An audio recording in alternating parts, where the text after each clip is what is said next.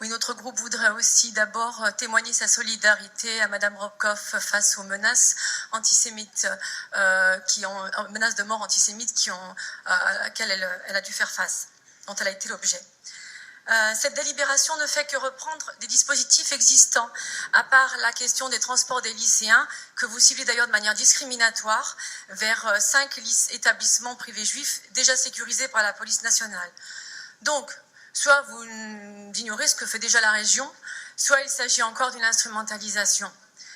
Michel Sibony, membre du bureau national de l'Union des Juifs français pour la paix, tout en dénonçant les actes antisémites toujours à l'œuvre, a écrit, je cite, « L'antisémitisme n'est pas le racisme le plus virulent, mais le plus manipulé. » Et d'ajouter, « Les personnes qui acceptent d'entrer dans cette combine et de mettre les Juifs au cœur des enjeux sociaux du moment sont soit racistes, ou bien se font les complices de ce racisme. La lutte contre les discriminations doit se faire sans discrimination. Mettre l'antisémitisme à part, c'est précisément jouer ce jeu discriminatoire. Mais voilà, il semble que certains sujets, comme les chrétiens d'Orient ou les victimes du nazisme, fassent l'objet d'une forme d'instrumentalisation de votre part. Ne serait-il là que pour servir votre projet politique, que d'aucuns y voient une forme de division poussant à la haine? Car comme le dit André Rosweg, également membre de l'Union des Juifs français pour la paix, c'est lui qui parle. Je cite, « La droite de la droite, comme l'extrême droite, se retrouve amie des Juifs pour être islamophobe et anti-migrants. Négation ou sous-estimation. » Moi, je vais attendre le silence.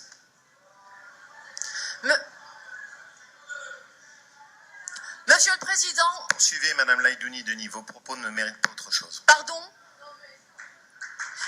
C'est pas mes propos, ce sont les propos d'André Rosweg, membre de l'Union des Juifs français pour la paix. Ce ne sont pas les miens. Il dit, la droite de la droite comme l'extrême droite se retrouve amie des Juifs pour être islamophobe et anti-migrants.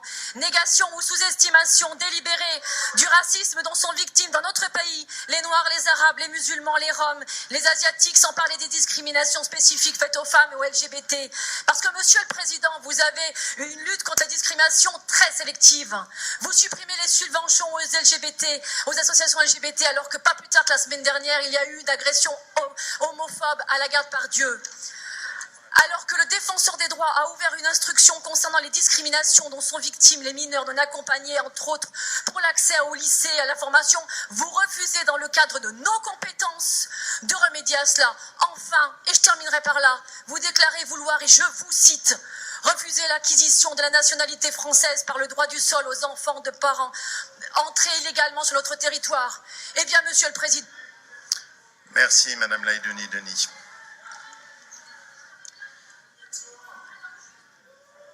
Je vous demande juste... Non, s'il vous plaît. Je vous demande juste une chose. Ces propos ne sont absolument pas à la hauteur du débat qui doit nous animer. Ne rentrez pas dans le jeu de cette médiocrité qui cherche à faire de l'instrumentalisation politique et à tirer tout le monde vers le bas. Tout ça, ça abaisse la République et ça ne mérite rien d'autre que le mépris.